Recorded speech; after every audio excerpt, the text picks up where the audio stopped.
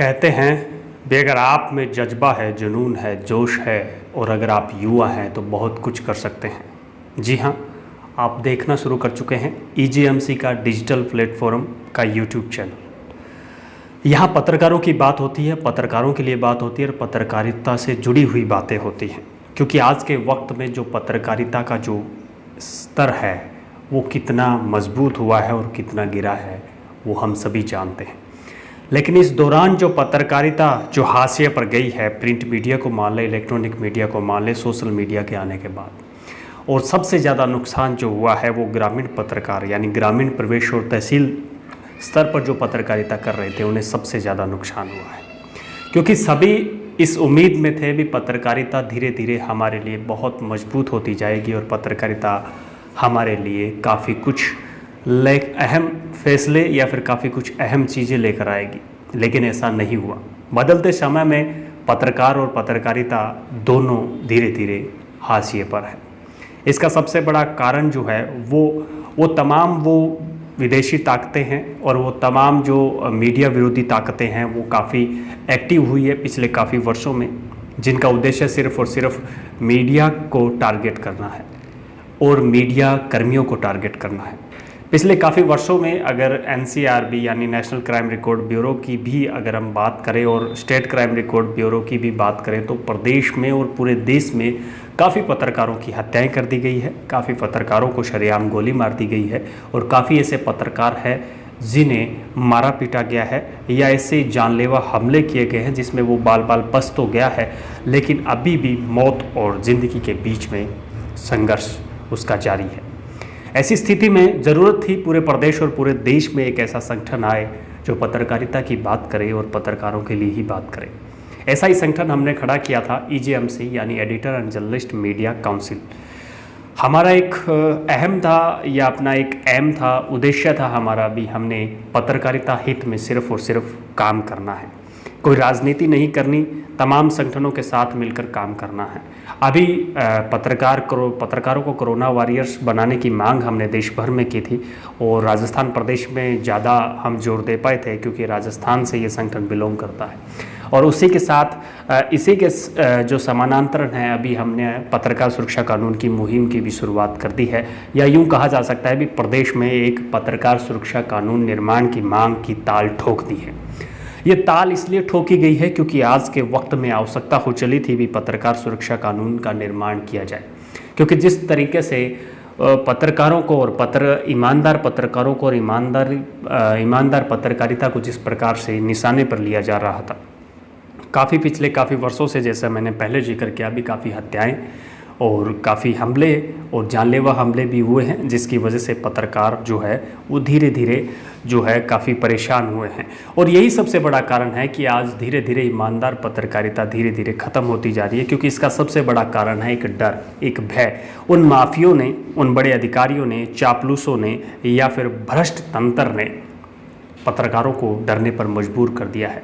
क्योंकि बेवजह के मुकदमे और बेवजह के जो उन्हें प्रताड़ना सहन करनी पड़ती है और हर पत्रकार अब इस बात को सोचने लगा है भी जब जनता सच्चाई नहीं सुनना चाहती तो पत्रकार सच्चाई क्यों कहे।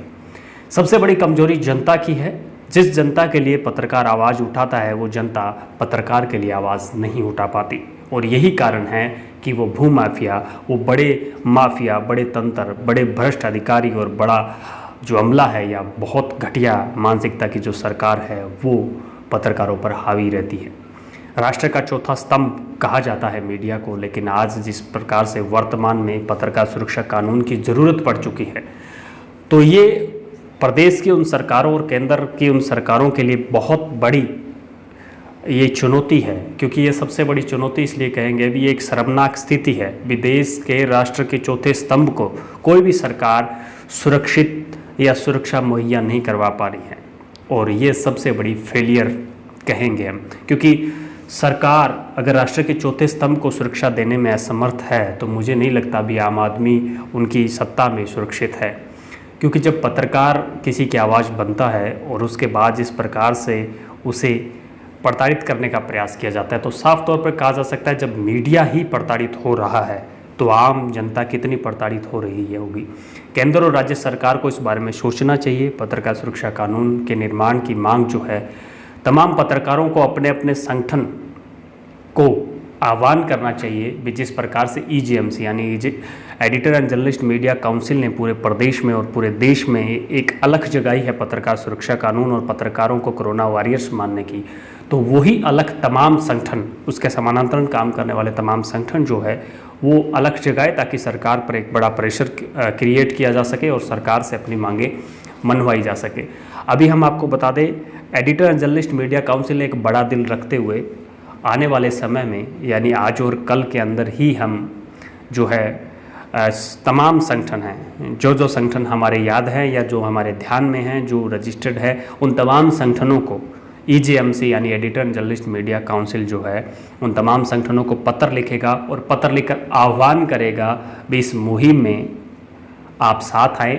अपने अपने स्तर पर अपने अपने बैनर के तले आप अपने अपने साथियों के साथ प्रदर्शन करें, धरना करें, ज्ञापन दें, सरकार पर प्रेशर बनाएं। हम सब मिलकर प्रेशर बनाएंगे तो पत्रकारिता जो है सुरक्षित हो पाएगी और पत्रकार सुरक्षित हो पाएंगे। आपको क्या लगता है? आप इस वीडियो को देखने के बाद अपने आप में क्या विचार रखते हैं? क्या आप पत्रकार हैं? क्या आप वास्तव में खुद को सुरक्षित महसूस कर रहे हैं? ये सवाल आपको अपने आप से करना होगा। एक युवा होने के नाते और एक पत्रकार होने के नाते मैं आपसे इतना सा ही वादा लेना चाहूँगा कि आप जिस भी संगठन में रहे, लेकिन पत्रकारिता हित की बात करते रहे और पत्रकारों को हौसला देते रहे। कोई भी आपके आसपास में ऐसा कोई पीड़ित पत्रकार है जिसकी आवाज़ दबाई गई है या फिर वो बहुत प्रताड़ित किया गया हो और उसकी सरकार या प्रशासन ने नहीं सुनी हो, तो आप हमारी ईमेल आईडी जो नीचे चल रही है, ईमेल आईडी या पर हमारे व्हाट्सएप नंबर पर आप उस पत्रकार की डिटेल हमें दे सकते हैं।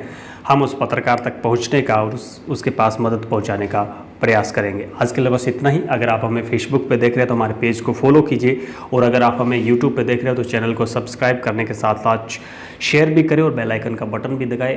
अगर आप ट्विटर पे देख रहे हैं तो हमारे ट्विटर अकाउंट को फॉलो करें और अगर आप इंस्टाग्राम पे देख रहे हैं तो भी हमारे इंस्टाग्राम को फॉलो करें। सोशल मीडिया के किसी भी प्लेटफॉर्म पर अगर आप हमें देख रहे हैं तो फॉलो करना ना भूलिएगा। नमस्कार।